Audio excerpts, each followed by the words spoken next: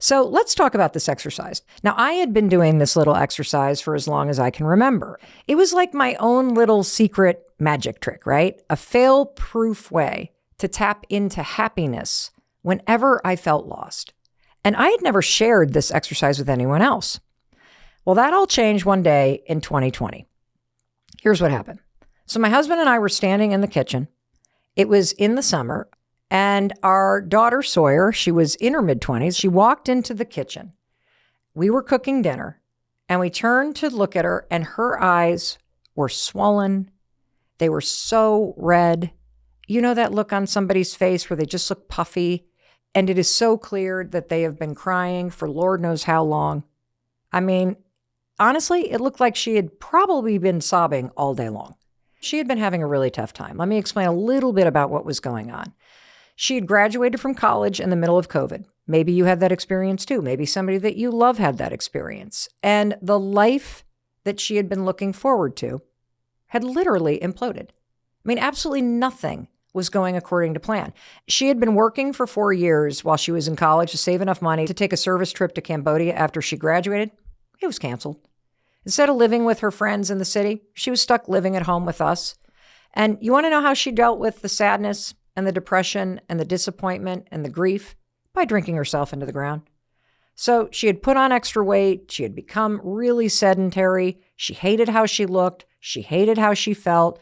She hated her life. She had nothing to look forward to. And she had hit this point where she could no longer contain or hide the massive breakdown and downward spiral that she was in. So she walks into the kitchen after clearly crying all day and said to us, "I am so stuck. I'm lost. I'm miserable. I don't know what to do." And I turned and I looked at her and I said, "Actually, I think you do. You're just scared." And she looked back at me and I said, "No, I think you know what to do. And I'm going to prove it to you. Take out a piece of paper." And she did. Draw a line down the center. And on the left-hand side of that piece of paper, I want you to write 2 words. Happy me.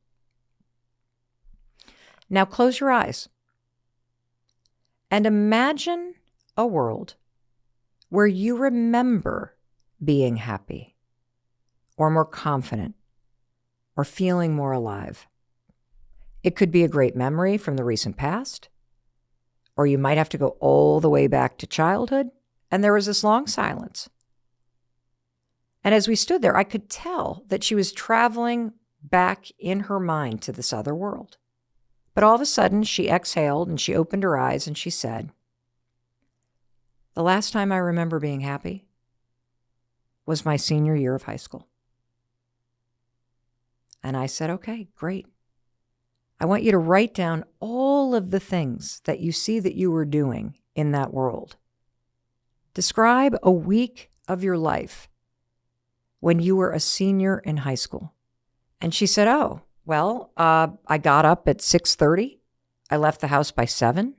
I was with my friends all day and going to classes. I was so looking forward to going to college. I was playing varsity lacrosse. I was exercising 6 days a week. I was only drinking 2 days a week on the weekends with my friends.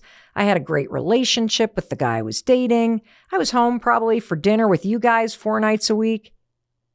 And as she described it, I could see that world too. And I said, "Great. Now look back to the piece of paper. And on the right-hand side, I want you to describe the world that you live in right now." And she sighed. And she said, "Well, I sleep until noon. When I wake up, I don't know what to do every day. I drink every night because I'm so depressed. I don't ever see my friends because everybody scattered after we graduated and plus COVID, and I don't have anything to look forward to. I mean, this trip to Cambodia was canceled. My job doesn't start for another 6 months. I'm not exercising. I'm eating like crap. I sit in my bed most days, and I'm spending so much time on social media." And I said, "Great. Compare those 2 worlds." And she got it right away. And I bet you're getting it, aren't you? Because there are two worlds, aren't there? There's the world that you're in right now, and another world that you can access when you close your eyes and you ask yourself, when do I remember being happier? See, our daughter immediately made the connection between these two worlds. And that's how easy it is to pass between them. She understood that the happier version of herself was right there for her to see. Everything that she described in the world that she lived in as a senior in high school offered the clues that she needed to bring back into her world today so that she could become happier, more confident, and feel alive again. Because here's the truth. You do know how to be happy. That's why you miss feeling it. You can only miss feeling something that you know, and your own life experience offers a map to a world where you do feel happier today. And here's the mistake we all make. You think you need to permanently escape your life in order to be happier, to go on vacation, to blow up your relationships, to move and change your jobs. No, you don't. All you need to do is learn how to open the door to that other world while you're still living day to day in this one. Because you're already starting to think back and travel through time and tap into that world where you felt a little happier. I want to give you a very important tip that will make this exercise even easier, and it's based on research. Here it is. All you have to do as you pass through the portal in your mind and you step into this other world is find one clue. You just need one thing. One thing that you can bring back with you to this moment. This morning, we were having a team meeting and we were talking all about this episode. The team started to just naturally pass through the portal into other worlds in their own minds, back in time when they felt happier. And so I thought, before I turn to you, I wanted to share some of the reflections that our team members had, because I think as you listen to other people describe what they discovered when they thought about, well, when was I happier? And what did that world look like? I have a feeling it's going to shake loose some memories for you. So let me share some of these with you. Janaea, who is one of our amazing video editors, she said, oh yeah, I know exactly what that world was like. I felt so much happier when I was younger.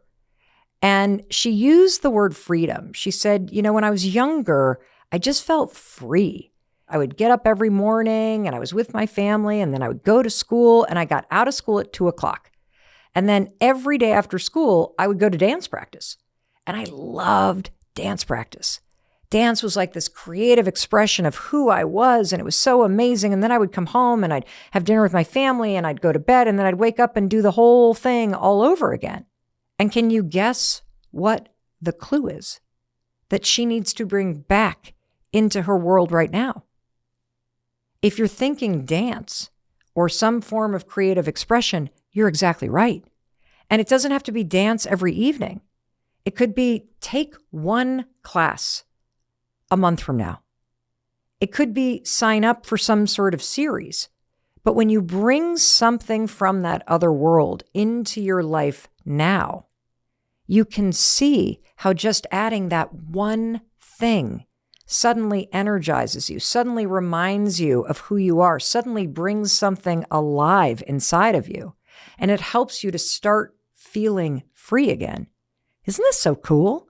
So let me share another one with you. So Maddie, who is one of our amazing video editors on the team, shared about a time in her life when she was super happy, and she was getting her MFA in documentary filmmaking. And as she described her life, she would get up every single day at like 6:30. She would go exercise.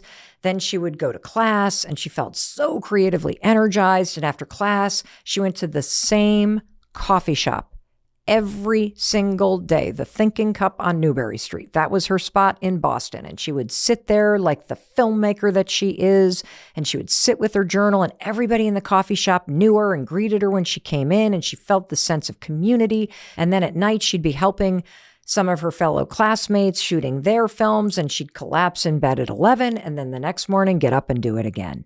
And the reason why I'm telling you the details of what Maddie shared is because she had this huge epiphany on the call this morning with the team, where she realized, as she allowed herself to pass through that portal and step back into this world where she was a happier person, and then come back into the present moment and examine her life right now, she realized something amazing.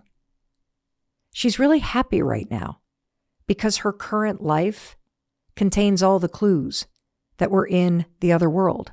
She wakes up at 6 o'clock in the morning and exercises. And she arrives close to the office by around 7:30 in the morning. And you know what she does for 45 minutes? She sits in a coffee shop with her journal. Everybody at the coffee shop now knows who she is and greets her when she walks in. And then she goes into work and she's working on creative projects. And then she gets home and she's with somebody that she cares about. And then she wakes up and she does it all over again.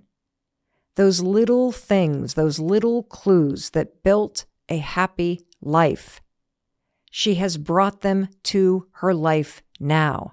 And this is so important for you to hear, because you think it's the big things, and it's actually no, just one little thing. What if there was a whole other world that you could tap into? Only in this world, you would be happier. There's the world that you're in right now, and another world that you can access when you close your eyes and you ask yourself, when do I remember being happier?